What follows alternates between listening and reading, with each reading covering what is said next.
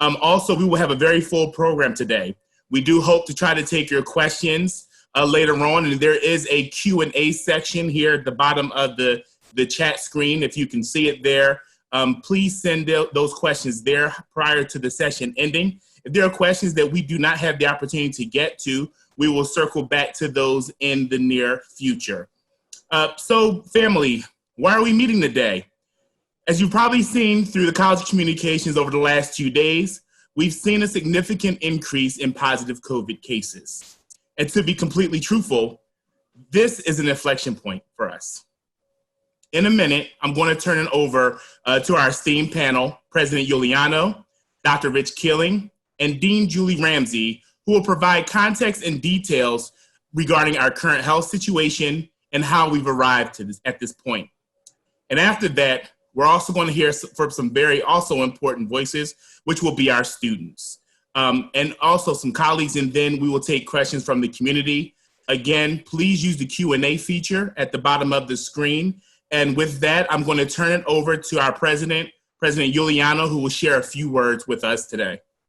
Thank you, Darian. Welcome, everybody, and thank you for gathering this afternoon. As Darian said, it's not often that we get together as an entire community, faculty, students, staff, parents, and friends. And normally when we do so in a bit of a spirit of celebration. It might be graduation, or as I experienced last fall, a presidential installation. Today is about a different form of community engagement. It's about reaffirming our obligations to one another. It's about taking a moment to press the reset button. Because as Darian said a moment ago, we are at an inflection point, one that requires all of us to take stock of how committed we are to staying together in our residential model. A week ago Friday, I wrote to the entire community about the widespread excitement we all were feeling about being back together. This was an excitement born out of the real sense of absence that was occasioned by last spring, and a real sense of enthusiasm about how much better it is when we are together. I ended my note with a call for us to keep our guard up, especially in those less structured moments. And I said then what I will say today and what you will hear from others. How we comply with the public health rules determines whether we can stay together.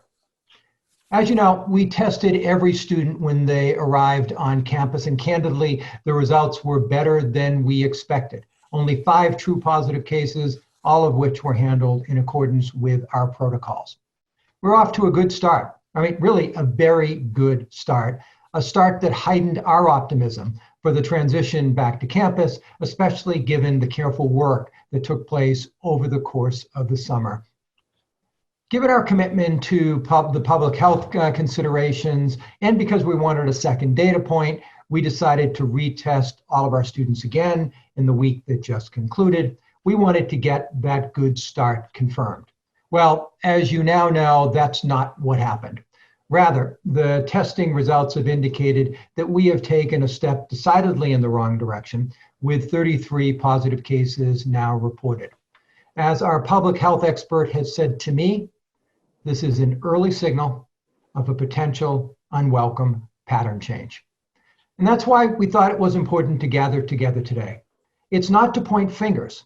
It's not even really about the absolute number of cases.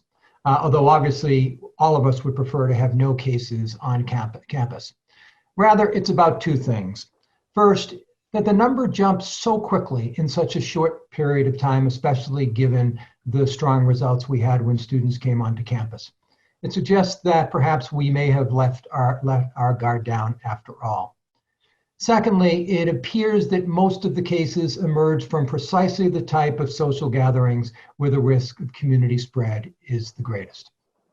And that's why we're at an inflection point as early as it is in our academic year. If we recommit ourselves, I think there's little doubt that we can avoid having this pattern change take root, and we can stay together as a community. Or we can privilege the short term over the long term, try to skate by the public health guidelines and hope for the best. I think what we've experienced over the last couple of weeks tells us what's likely to come from that, and I think that's a result none of us wants. So here are my asks for you. When you're next tempted to skate by the guidelines, think about the housekeeper who wrote to me earlier in the week with a husband fighting cancer, who continues to come to work to support the students, but who worries when she sees noncompliance what it might mean for her or for her husband. When you're next tempted to skate by the guidelines, think about your classmates, the ones who want to be here, but who are worried about what it means for them, their friends, their families, if the rules aren't followed. Classmates who struggled when we went to remote learning, who found the isolation it brought about alienating and diminishing, who are frustrated by the sense that even if they comply, that may not be good enough if other people aren't following the rules.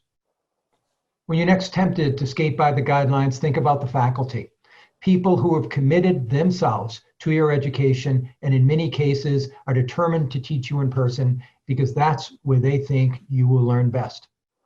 People who have families they go home to every night and who worry what noncompliance means to them. When you're next tempted to skate by the guidelines, think about the hundreds of fellow Gettysburgians who worked without break this summer, reimagining this campus with a single goal in mind, and that is bringing students back to the campus. People whose efforts were grounded in a profound belief in our students, that a return to campus will work because we all, every one of us, will work together, giving it our best to make the return to campus work. And finally, when you're tempted to skate by the guidelines, think about what matters to you, how you see yourself in this community. What responsibilities do you have to the housekeeper, to your classmates, to the faculty, to the people who have put their confidence in you? How do you want to spend the rest of the semester, maybe even the rest of this academic year? Here, with friends and faculty, or once again dispersed, doing our best to learn remotely? The lessons from the last week teach us this. Free riding isn't an option. We can't ignore the rules thinking that we're going to be okay because other people will carry the responsibilities of complying. The 33 positive cases and what we've seen elsewhere tells us that the virus welcomes free riders because it looks for weaknesses in the public health bulwarks. More pointedly, we know that a single event, a judgment made over the course of a single evening, can be the cause for the sort of community spread that imperils our ability to be together. We can do better. In fact, we must do better if we wish to remain together. And that's the essential point of today's session. So let me close with a message to our students. We said from the outset that this year was going to be very different from years past, given the constraints made necessary by the virus. You now know what it means to be here, what the experience is going to be like. I fully understand that for some of you, the constraints may be too limiting. The experience may not be what you want. That's completely fair. We established a healthy remote learning platform precisely in part for this reason. So, to those students for whom the public health requirements are too limiting, I get it. But I also strongly encourage you to study from home for the remainder of the semester. For everybody else, we're going to view your continued presence on campus as a statement on your part, a statement that you are committed to being here and to complying with the letter and spirit of our public health rules. You know, there were no positive cases among the first years. That shows that the systems we have put in place work if followed. In a moment, you're going to hear from Dean Ramsey about how the college is going to enforce those rules. But students, it's also up to you collectively to help create the culture where every student recognizes the importance of doing their part and in holding each other accountable. Look, I recognize our experience is not unique. Other colleges and universities are seeing circumstances similar to ours. But let me paraphrase something my father said to me more times than I can count when I was growing up. We're not other colleges. We're Gettysburg College. We can do better. In fact, we must do better to prevent this early pattern that Dr. Keeling has mentioned to me from taking root and imperiling our ability to be together. So with that, let me turn this over to Dr. Keeling to help us understand exactly what these test results signify. And I'll have more to say at the conclusion of our session today. Thank you. Thank you, President Giuliano, and greetings to all this afternoon. I appreciate the opportunity to talk with you about the current situation and its implications.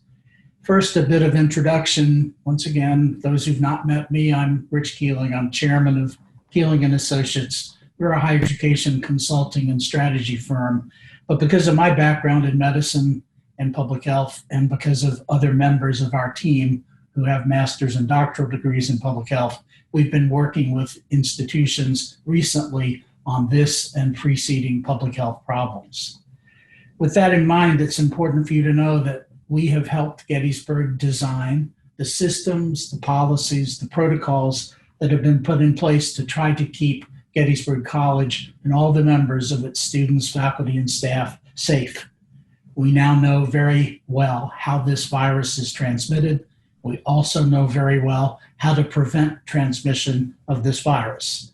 There are no mysteries about this. We know what we need to do. We know what happens when we don't do it. So let me start with some facts, and then I'll talk about the interpretation of those facts, and then the application of that interpretation to our current situation. So facts, just to underscore some of the president's comments. We now have 33 positive tests. These tests done this past week on 2,107 students means that the percentage of tests that were positive is still quite low at 1.57%, but it's significantly higher than it was, as the president emphasized, back when the initial round of tests was done. We also know from investigation of these positive tests and the contact tracing that was done on the people who tested positive, we know a great deal further than just those numbers. We know that 26 of these tests resulted from people who are living in the Gettysburg Hotel. We know that almost all of them were from sophomores, 31 of the 33 from sophomores, 2 from seniors, no first-year students, as the president has emphasized. We also know from these case investigations that there are connections among the people who've tested positive, connections in terms of events, social events, activities, sometimes teams or organizations. And what we understand from this pattern is that the pattern shift we're seeing is all too familiar. It's the same as has happened in other colleges and universities.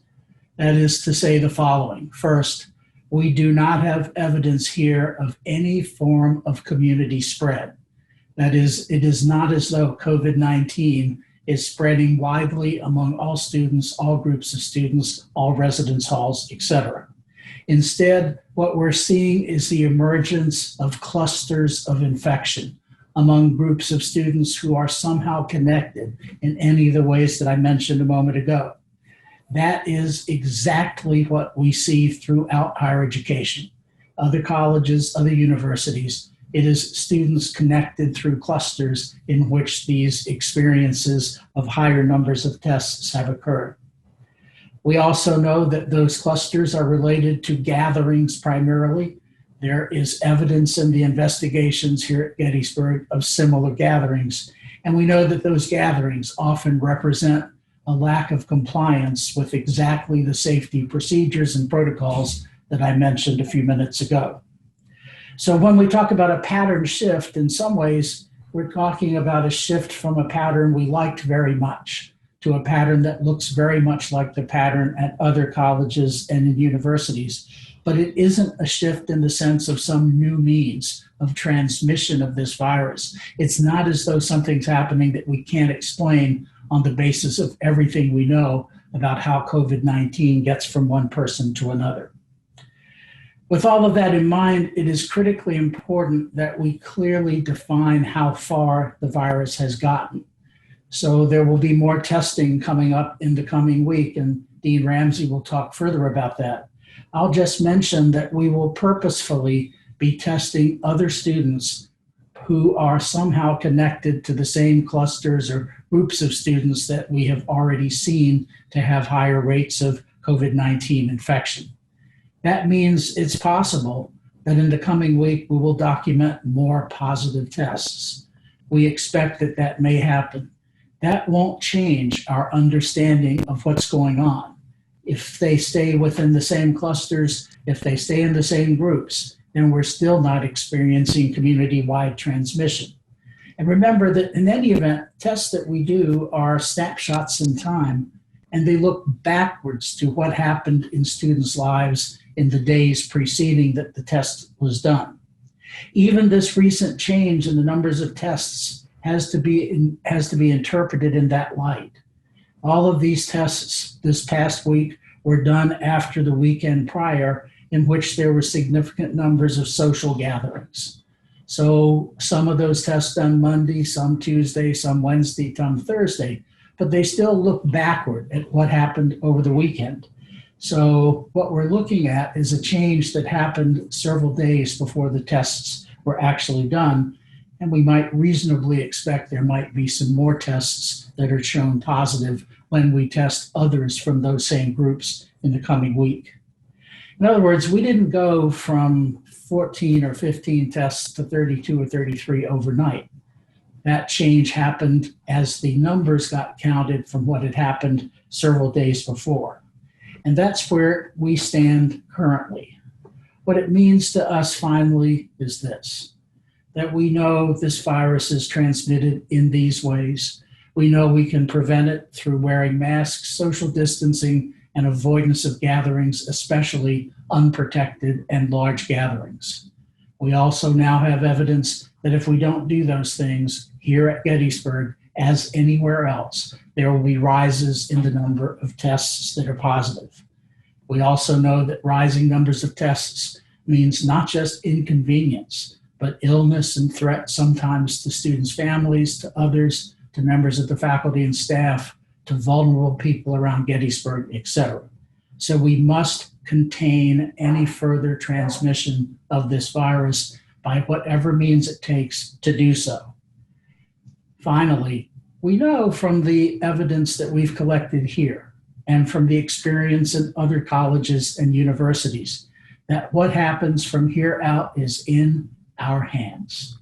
In colleges and universities in which initial rises in the number of positive tests resulted in significant changes. So there was more compliance with the restrictions. There was more observance of the need for masks and social distancing and fewer gatherings. When that happened, the number of positive tests declined, and these institutions were able to continue with in-person instruction. We also know the opposite. When those things did not happen, institutions progressed from a few positive tests to more positive tests, from clusters to community spread, and eventually had no choice but to return to fully remote education. That's not what any of us want to happen at Gettysburg. And the facts that we currently have say we still have time to prevent that. And it's essential that we do so. Thank you for your time with me. I'm going to introduce Dean Ramsey. We'll talk further about what's being done at the college. Julie? Thanks, Dr. Keeling.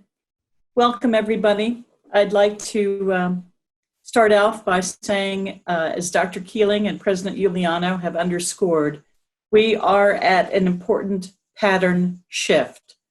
We're calling your attention to this now, and we've taken other steps this weekend as a means of reinforcing expectations and responding to the evolving context in ways designed to protect community health and to permit us to remain in residence. As this pattern now, addressing this pattern now before it becomes established is essential. Students, I know that you want to be together. I know that it's been a long time since you've seen one another, since you've seen your friends and had the opportunity to enjoy one another's company. This is one of the joys of college, and we all understand that. But with that said, we must all recognize that these are not normal times, and the decisions we make, especially behind closed doors, have wide-reaching consequences to our academic year in residence, to your faculty and coaches, to the local community, to your families, your classmates, and the friends you so much want to be around. To stay together, truly, we need to commit to all the health guidelines established by the college. Trust me, we wish this was a normal year, but what this is going to take for us to stay together through September, October, and November until Thanksgiving. So let me provide an overview of the requirements that are being put in place now to support a healthy community. First, we will do COVID testing for the membership of groups and residences that are linked to our positive cases. This is with the exception of those who are in isolation or who have gone home, but we will be retesting, or testing, I should say, those groups particularly in the coming week. Second, while we await those test results, we have quarantined specific residences where we have observed a trend of positive results. Those students will learn remotely and should be in touch with their faculty members to make accommodations if their classes have been offered in person. Third, we are moving forward with the immediate sanctions, including campus restriction and suspension of students who have clearly failed to comply with the college's public health protocols and requirements. A revised approach to sanctioning will be available to students tomorrow. Greek leaders have promised to suspend all pledging activities, a proactive step on their part to assist in this effort. Additionally, 2 Greek organizations have been placed on suspension as a result of social gatherings without masks and physical distancing. We are extending the restrictions established for this weekend until further notice. We may have to impose additional restrictions if further data or information warrant doing so. We have enacted these steps because it is what will allow us to get back on track and give us the best opportunity to remain together in the near and long term. I want to conclude my brief comments by saying this. Students, you're here on campus because the college believes in you. President Giuliano, myself, Darian, and so many others believe in you. We have invested significantly to reconfigure the campus to ensure your healthy and safe return. Our faculty have adjusted their lessons to teach within this new environment. Our facilities staff and health center staff are working around the clock to make sure the campus is safe for you. And dining is doing amazing things, has made amazing adjustments, some of which I know are very popular with students. But just think about all the work that has gone into making this possible for you. We're doing this and so much more because we believe that you could do this. And I'm here to tell you that we still do, but we need your help. The status quo is not cutting it. We can do this, but we need everyone pulling, we need everyone pulling in the same direction. Let's take that bullets can do spirit and channel it toward beating COVID and winning back our semester together. Thank you. I'd like to now turn it back to Darian. Thank you, and a special and very sincere thank you to you, Julie Ramsey, President Giuliano. Thank you, and Dr. Keeling. Hopefully, family, and those who do know me, I use that very intentionally. You're starting to really get the gist of the importance of our ability to be successful relies on it doing it as a community. But to that end, as we know, this is only going to be successful if we also have student buy-in. So before we open it up for the Q&A session, I'd like to turn actually this section over to a number of very important voices, our students. And they're going to use this moment to raise their voice regarding this very important matter. So first, I would like to call upon Anthony York. Anthony is class of 2024 and comes from Austin, Texas. So Anthony, whenever you're ready, please feel free to jump in. Hey everyone, my name is Anthony York and I'm a freshman here at Gettysburg. While it's only been 2 weeks since class has started, I have already met some of the most amazing professors and greatest friends I could have ever asked for. I say sincerely that Gettysburg is truly everything I wanted out of college, my home away from home, which means a lot to me because my home is so far away. You see, I'm from Austin, Texas, which is over 1,500 miles away from here. It took me and my mother 5 days traveling through 10 states to make it here. On the first day of our trip, we traveled for 14 hours straight, just to avoid as many unnecessary stops as possible. But no matter how careful we were, no matter how hard we tried, I was constantly plagued by a fear of the virus until I finally got my test back from the college. And now, all of that hard work is at risk. But I am no longer afraid. No, I am determined to protect the bond that we have. I know that I am. Just as I do, I beg you, now is our time.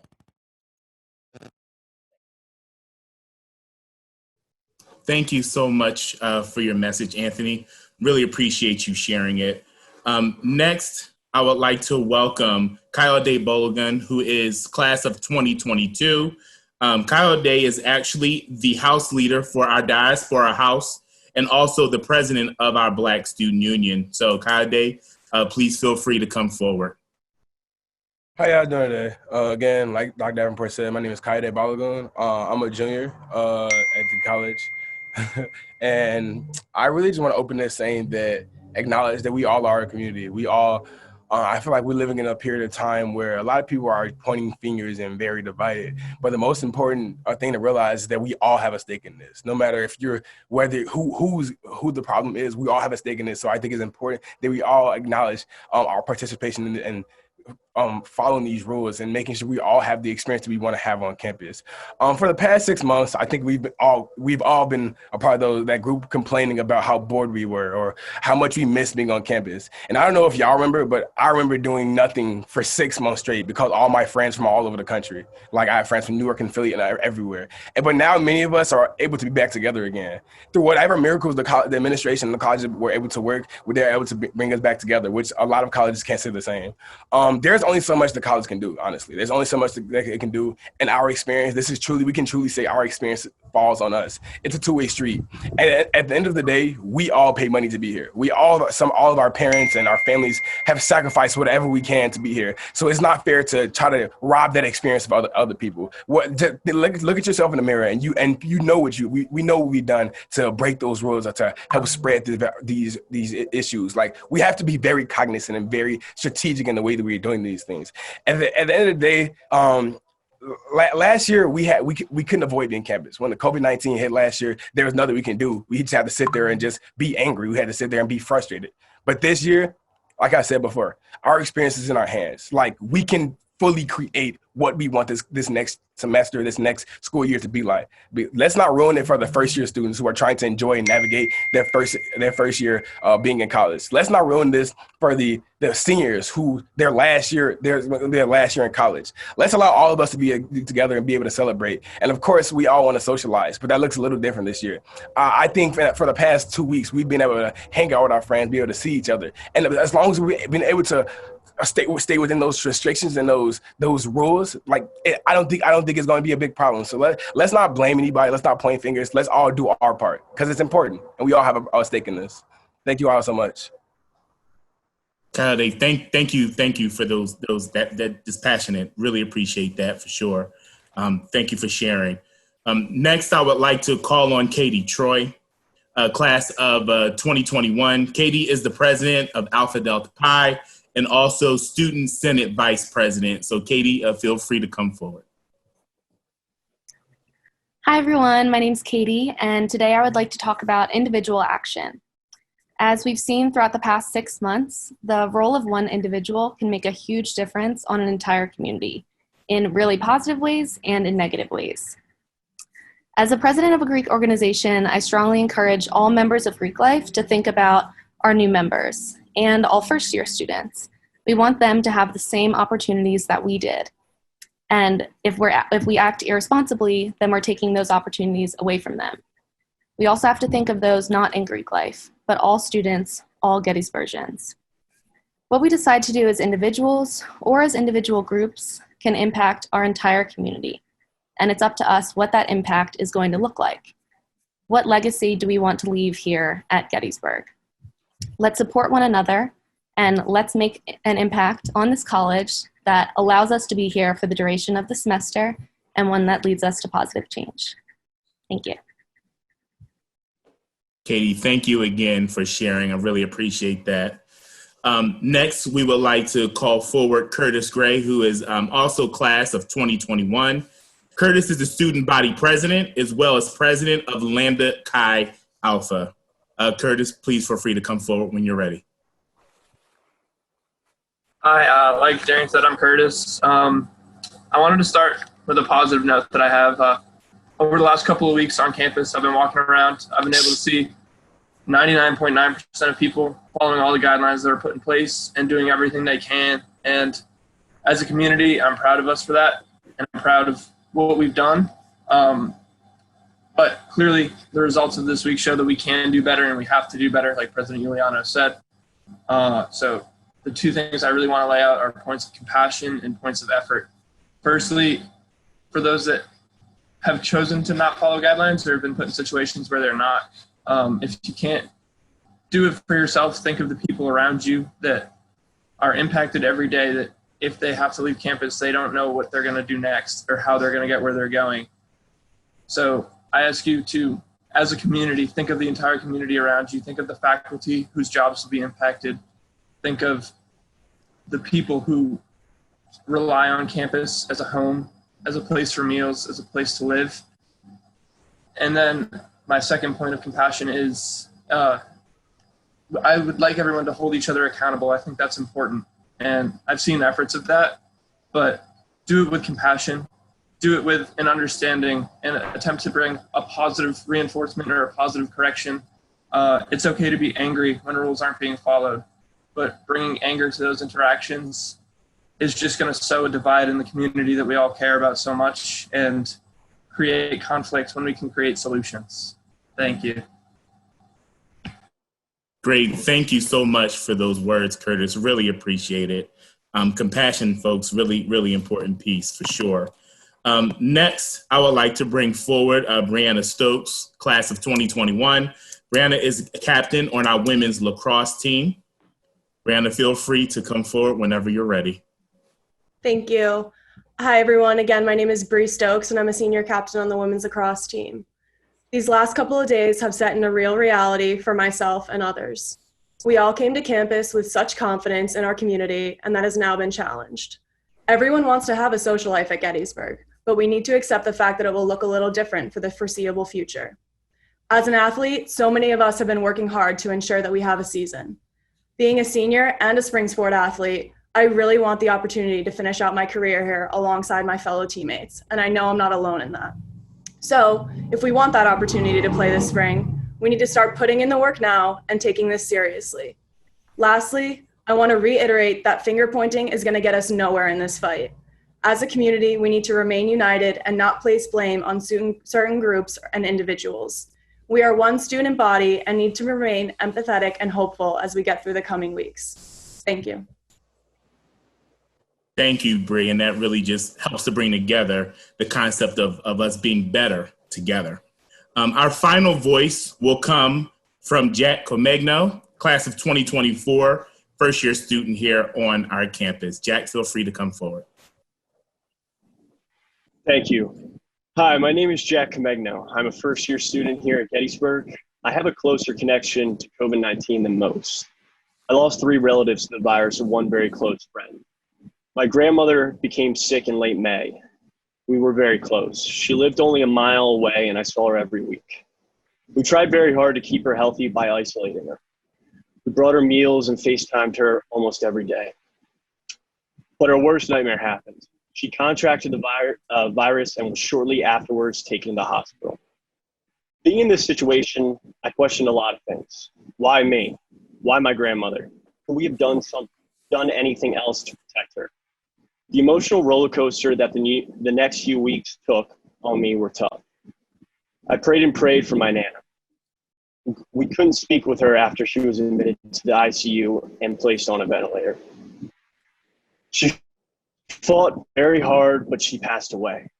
My Nana's brother Tom also died from the virus, and my Aunt Marge and my dear friend Jack Land.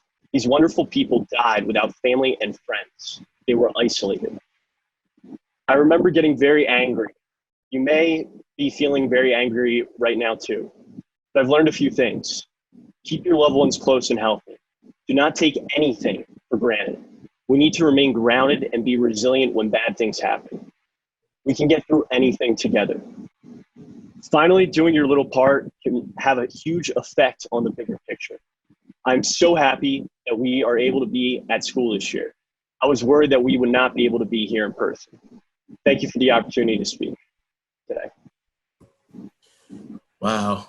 Jack, thanks for your willingness and also your courage to speak to so many folks in our Gettysburg family today. So thank you so much, Jack, sending positive vibes your way. And to the other students as well that had the courage to stand up in front of 2,743 members of our Gettysburg family. It takes a lot to do that. So I thank you all and commend you all for just coming forward today and sharing those stories. Again, sending positive energy and vibes your way for sure. Next, I'd like to call on someone that I see not only as a colleague, but as a friend. For those who have had the luxury of being around as long as me or longer, and folks who have come through the thresholds of Gettysburg College, you probably know or are familiar with this individual. I'd like to call forward Daryl Jones. Daryl has just some as a member of our community for as long as he's been, he has just some very great wisdom to be able to share with our Gettysburg family today. So, Brother Jones, please feel free to come forward and just come speak to our family today. Thank you. So thanks so much, Doc. And again, thank you all for all the hard work you're doing and for the majority of our students. So for those of you who are in your first year, you're just beginning to learn how special this place is. And frankly, today I'm in my office because I missed it. But more important than that, those of you who have been here, you know what makes this community so darn amazing.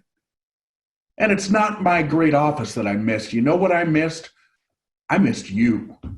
Last spring when I thought, oh my gosh, these seniors, oh my gosh, this athletic season, oh my gosh, these pop-up music performances in the conservatory and all the things I've loved as a 36-year employee, I don't get now. So is this selfish?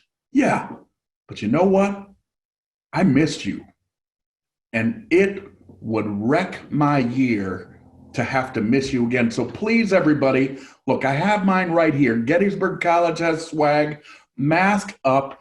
Follow the rules, please. I'm not here to point fingers either. I'm here to selfishly say I would love to be able to see you all year. So please help us out. Thank you. Thanks, Daryl, for sharing that. I definitely appreciate your message for sure. We're going to transition to our Q&A section, part of the program. We've had questions come in early, and those folks who can probably see the Q&A, they keep coming in. So again, there's 414. We're not going to be able to get to all of those today, unfortunately, but we will try to circle back and collect and answer as many of those as possible to be able to address those. The first question I do have is for Dr. Keeling and Dean Ramsey. The question is, I'm concerned about the risk related to the recent uptick in positive cases. Am I safe on campus? Shall I start, Julie? That'd be great. We can all be safe on campus. To make all of us safe on campus, we need to do the important key things: wearing masks, maintaining 6-foot distances, and not gathering in large groups or unprotected groups of people. If we do that, it's a safe campus. Julie? I can only reiterate what Dr. Keeling just said. There's very, very good evidence that all of that is true, and it's Well, it's an adjustment. It's not that hard. We just need to make that commitment. Thank you both so much. The next question is for you, Dean Ramsey. Really discusses this theme that we hear a lot about, non-compliance. Have recent events influenced the way that you're responding to acts of non-compliance? I think definitely, no question about it, Darian. Some of the things that I'll just reiterate from what was said earlier. I mean, obviously, we're increasing sanctions, and there will be more aggressive and stiffer sanctions for students who are violating the agreements and who are non-compliant. There certainly have been quarantines of the residences. That's certainly a reaction to what we've been seeing. And we have limited, as we did this weekend, both formal and informal activities and gatherings on campus. So those are some of the examples of things we've done in response to recent events, non-compliance. Okay, thank you. We're gonna stick with you here, Dean Ramsey. Another question that's come in is, how do I know if I've been exposed to someone who tested positive for COVID-19 or someone who may have been exposed to COVID-19 per contact tracing findings? Okay, that's a great question. The students who are, the way this works is that if a student is identified as positive, having a positive case, they're notified directly, and then they are given the opportunity to identify those with whom they've had close contact. It's that close contact piece that is very critical to the further identification. So if they're asked to identify those individuals, obviously mostly students, but it could be other folks on campus, with whom they've come into within 6 feet distance for longer than 10 or 15 minute period. And so they give us those names, and we then contact those individuals, and those are the folks who are identified as the close contacts. So if the original positive student is placed in isolation, and the close contacts are quarantined until we know more about their situation and their prognosis. Great. Thank you so much, Dean Ramsey. My next question is for President Giuliano. President Giuliano, does the college foresee a shutdown or a pivot to virtual learning? I think we've tried to talk about that today, and that is just to underscore what Coyote and others said. In a sense, folks, it's in your hands. We don't foresee it. We know that the public health protocols we have in place can prevent this pattern from taking root, can allow us to remain on campus and in residence safely and productively. We also know that if we don't pay attention to these public health protocols, we run the risk of a rise in the incidence of COVID-19 from the outset. I've said this in other settings, I'll say it again here. We ask ourselves at every moment, can we responsibly be in residence? If there comes a point where we make the judgment that we cannot responsibly be in residence, we will not be in residence. We will pivot to remote learning, and our faculty has prepared for that. Dean Ramsey in College Life sent a message to you all encouraging you to pack lightly on the possibility that we might get to that. I don't want to get to that, and we don't need to get to that if we follow the rules that we put in place. And the very purpose of today's town hall is to underscore the need for us to recalibrate, to use the word I said earlier, to reset and to recommit ourselves to following these rules so that we can stay together. We want to be here. We are better when we are here. The education is better than we are when we are here. So folks, let's avoid this question altogether by doubling down on our compliance and making sure that we are doing all that we can so that, as Dean Ramsey said, come November, you guys are leaving campus in an orderly way to go home, celebrate Thanksgiving with your family. Yes, then take exams remotely. That's okay, but we're looking forward to that. I'll put a bunch of exclamation points behind everything you said there, President Giuliano. Thank you. Another question's come in. Dr. Killing, we have a question regarding positive cases. How did we have such a sudden rise of positive cases? Thanks. It's another good question. What we know is that there were very few positive cases at the beginning, and 2 weeks later, we see more. What we also know is that there were changes in the pattern of students' social interaction between those two. And those changes in pattern are what has been the foundation for these developments of clusters and increased numbers of cases, not just here, but everywhere else. What changed was us, not the virus. Great. Thank you so much, Dr. Keeling. We've also, had a question come in regarding classes. I'd like to ask Chris Zappi to come forward, our provost. And as he's coming in, Chris, can you talk to us a little bit about this question that came in? Why wouldn't we cancel classes or do remote classes for a period of time? And welcome to the panel discussion, but I hope you heard the question. I can answer it again. Yeah, could you repeat it again? Chris, why wouldn't we cancel classes? Provost Zappi, why wouldn't we cancel classes or do remote classes for a period of time? Well, I think that I would say in response to that question, our faculty have been working, as President Giuliano pointed out, throughout the summer to develop pedagogy to effectively deliver the course in person, in hybrid, and for some faculty, the choice was made to deliver the course remotely. I think that we should continue to offer the course in the manner that we've prepared to do it. I think that, as Dean Ramsey pointed out earlier, students who are in quarantine are going to be reaching out to their faculty. Also, the Office of Academic Advising will also be assisting in trying to communicate with faculty members as we start the new week. But I think that our faculty are well prepared to deliver the courses that they have developed, and I encourage them to continue to do so. And as we adapt to a few students who will need some additional support. Okay. Thanks so much for hopping on. Appreciate that, Provost Zappi.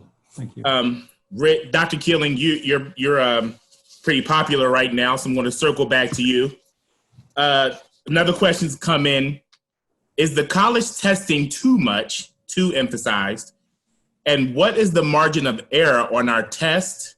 And also, why aren't we using rapid tests?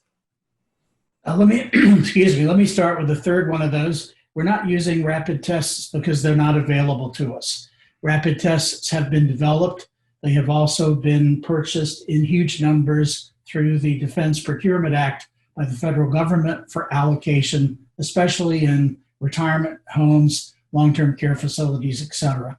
We don't have access to the rapid tests yet. We may develop access to the rapid tests over the semester. We hope so, but we haven't got it yet.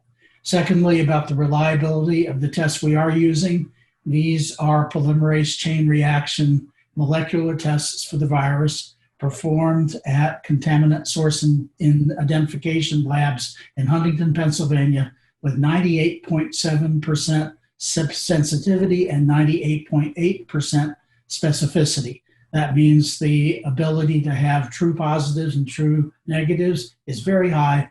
False positives, false negatives are extremely rare.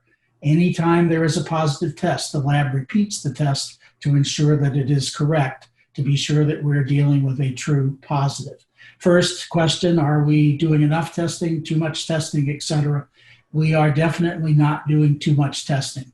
Testing is a key weapon in this fight, and it's the way we define the extent of spread of the virus. Imagine if we had not done this second round of testing. We would still have at least 33 people with positive tests walking around, interacting with other students, not identified, and therefore we might have a significantly higher problem going forward.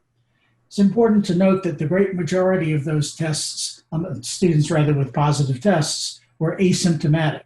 That is, these people are mostly not sick, so they wouldn't be identified in any other way either. They wouldn't have come to the health service to be tested. So these testing programs are a key part of our defense against further spread of the virus. Great, thank you. No, and I can't let you escape yet. I have another one that's a twofold question here, Dr. Keeling. What is the threshold to go remote, and how close are we? The threshold of go to remote is actually a product of many components. So the college, responsibly so, has designed, as have other institutions, sets of indicators to follow, which include things like the positivity rate on testing here, but also in Adams County, the availability of hospital beds at Gettysburg Hospital, the numbers of positive tests detected per day in the county, as well as on campus, how many isolation and quarantine beds we have available. So we monitor all of those things. And if several of those factors trended in the wrong direction simultaneously, that would push us toward making a different decision. Thus far, that has not happened. Great. Thank you so much. I'd like to circle back. Dean Ramsey, if I can, more questions coming in. And one that's definitely leveled up here is, at what point would we be able to lift these current restrictions? That's a great question, Darren. I'm not sure I can answer it just on the basis of what we know right now. I think we have to go through the testing that we've talked about for the next couple of days and see what kinds of results we're getting back. And if we get back some very positive results, I think we'd be more than delighted to go back to a more kind of interactions we were able to have before. But I think we need to wait a few days and see how the testing comes back for us. Okay, great. Thank you so much. Another question came in regarding rate of positives. This one was directed to Dr. Keeling. What should we expect next week with the rate of positives? Well, we're doing testing next week, which will include some sections of all students plus students connected to the clusters, organizations, activities that we talked about earlier. And as I mentioned in an earlier comment, we might expect in the group of students who are tested again after having been connected to these other clusters, we might expect to get some more positive tests in that group. Hope not, but wouldn't be surprised if we did. On the other hand, we wouldn't expect to get many positives from the rest of the population because we've not seen evidence of general spread. Great. Thank you. Thank you. Dean Ramsey, a discipline question has come in. What does suspension mean exactly? Suspension means that a student is suspended from the college, from participation in classes, participation in any activities. The student is basically sent home. When we talk about restriction from campus, that's something a little bit different. That would enable a student to, let's say, go home and study remotely. So they would be able to remain enrolled in their classes, but they wouldn't be here on campus. And I think this goes back to what President Giuliano was talking about earlier in the sense of choice. Students, I know that not every class is available completely online, but the students have an essential choice. So being here is a privilege, really. It's not something that, if not every student can handle it, if not every student can make the right decisions, then they can continue to take their classes, but just not be an active member of the community. Great, thank you so much.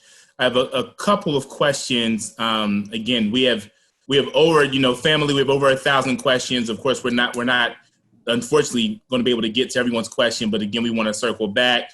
But just a couple of points or themes we want to hit on, and one's going to be directed to you, Dean Ramsey, and then one, I would say President Giuliano, kind of et al., because of the structure of the question. So the first one is to you, Dean Ramsey.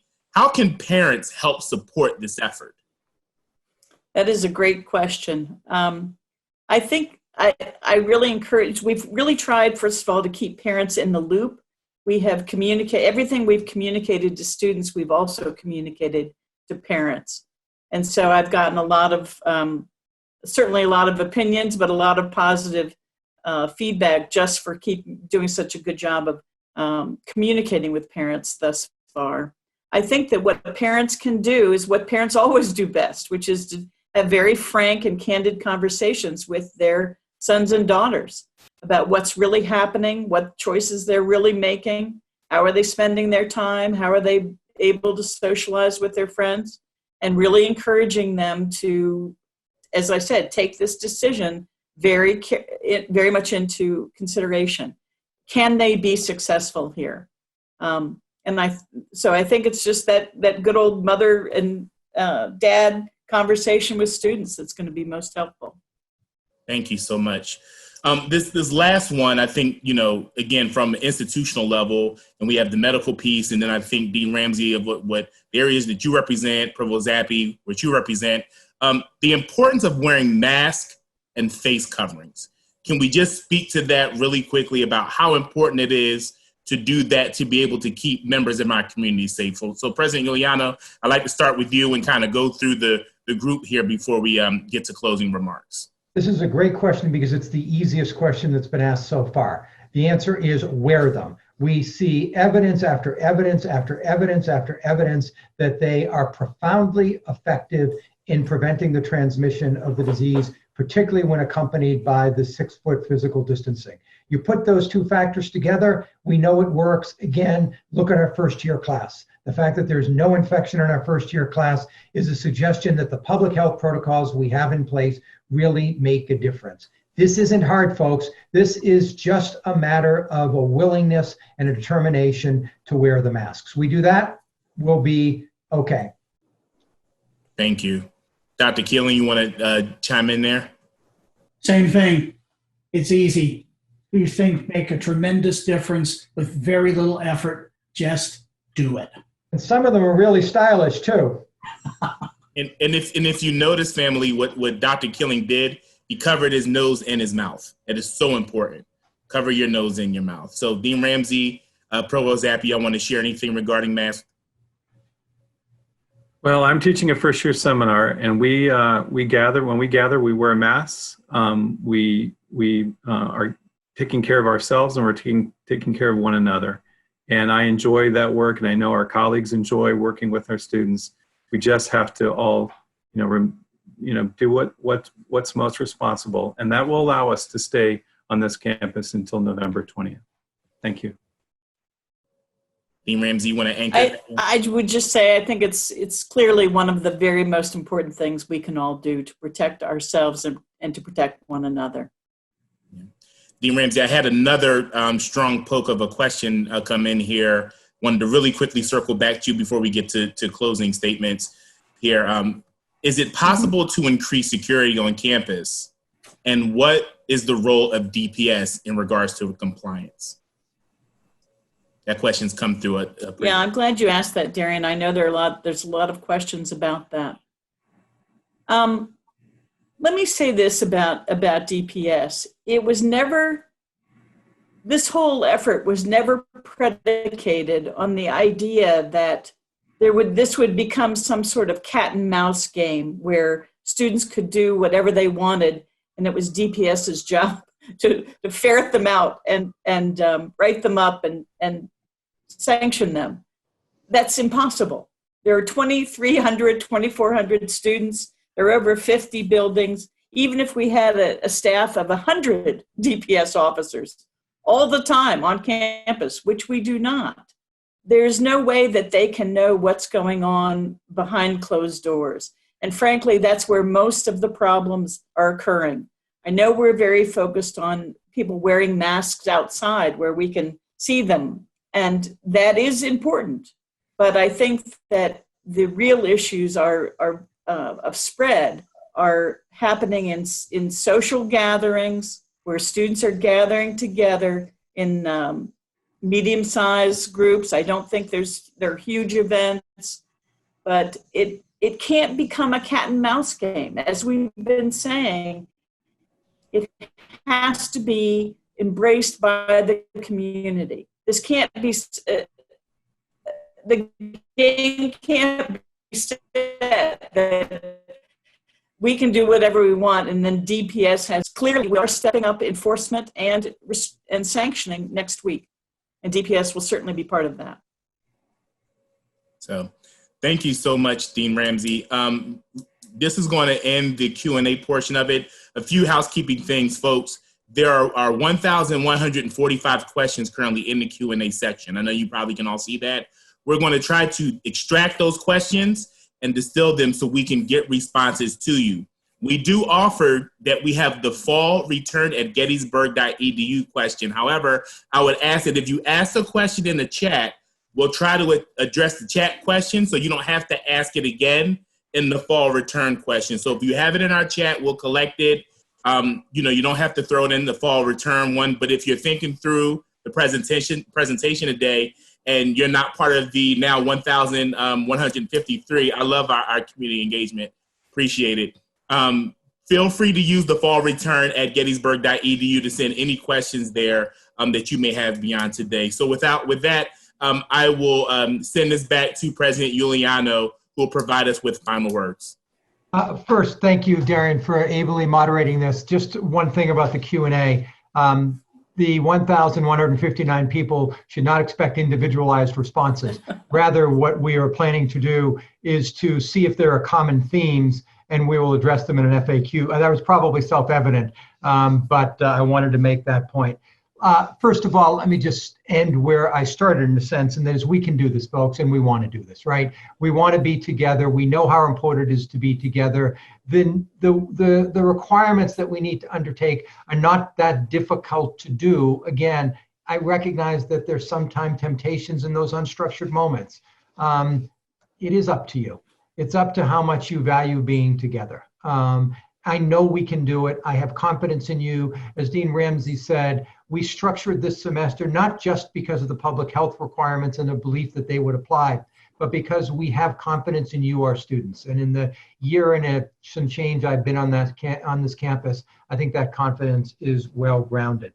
Secondly, I want to thank both the panelists, but our students. Darren, you said this earlier, and it's true. It is a testament to Anthony, Katie, Coyote, Curtis, Bree, and Jack for their willingness to speak to 2,500 students and faculty and parents and members of the community, and to have their voices heard. It's one of the things that makes us strong as a community. I'm grateful for their participation. Daryl Jones, as always, you make this place a better place. Thank you for your words as well. Finally, I'll ask that a slide be put up. Earlier today, I received a message from a member of the faculty who was engaging with his students about this year. And this is what he prepared. He prepared a slide that he circulated to his students. And it says, as you can read, growing up is growing out. It's not just about your ability to do what you want as you get older. It's about your responsibilities to others. And so I will end this by the very three words that he has ended this with. We talk about do great work. I think the mantra for this coming set of weeks and the remainder of the semester is let us do great care. And if we do great care together, again, I am confident that we will be together, we will learn together, we will grow together, and we will embrace the full value of a residential liberal arts education. So folks, again, thank you. And to our students, thank you for the commitment. I know that's going to be coming. So very much appreciated. Be safe, everyone. Be well, and wear your masks and comply with our rules. Thanks all.